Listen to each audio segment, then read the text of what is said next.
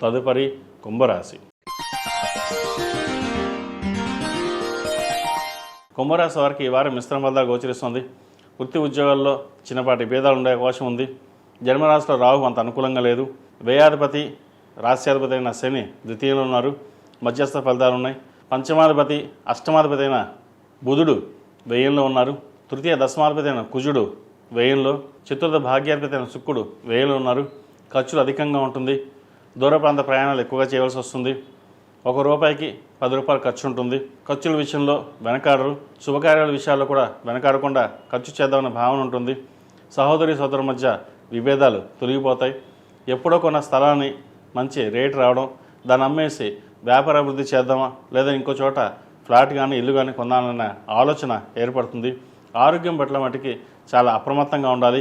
స్కిన్కి సంబంధించి, కడుపు సంబంధించి, అదేవిధంగా indigestion, acidity, ulcer, thyroid, sugar ఇటువంటి విషయంలో చాలా జాగ్రత్త వహించడం చెప్పదగినది.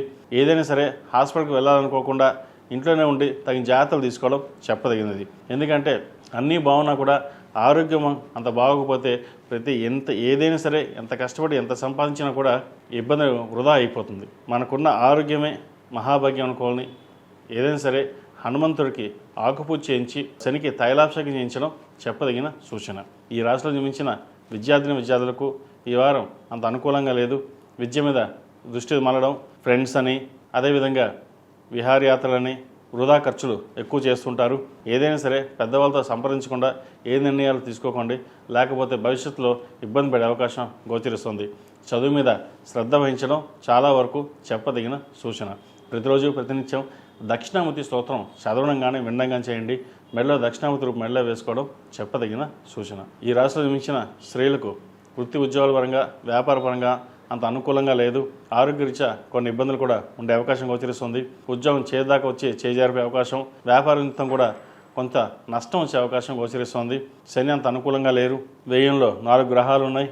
మనం ఒక పని ముందుకు అనుకుంటే వెనక్కి వెళ్ళడం, కోర్టు సంబంధించిన విషయవహారాలు చిక్కులో పడడం, అదేవిధంగా భూ సంబంధించిన విషయవహారాలు కాస్త చిక్కులో ఉండే అవకాశం గోచరిస్తుంది. వాటి విషయంలో జాగ్రత్త వహించడం చెప్పదగినది. అదేవిధంగా సంతానం సంబంధించిన విషయవహారాలు కొన్ని జాగ్రత్తలు తీసుకోవాలి. సంతానం కోసం ప్రయత్నం చేస్తున్న వారికి మరీ జాగ్రత్త తీసుకోవాలి. మిస్క్యారీ అయ్యే అవకాశాలు లేకపోలేదు. ఏదైనా సరే తగిన జాగ్రత్తలు తీసుకుని ముందుకు వెళ్ళడం చెప్పదగిన సూచన. ఈ రాశిలో జన్మించిన వారికి కలిసి వచ్చే సంఖ్య 2, కలిసి వచ్చే రంగు లైట్ గ్రీన్. ఏదైనా పని మీద బయటకు వెళ్ళేటప్పుడు సోమవారం కానీ శుక్రవారం వెళ్ళండి, మంచి ఫలితాలు సంప్రాప్తిస్తాయి.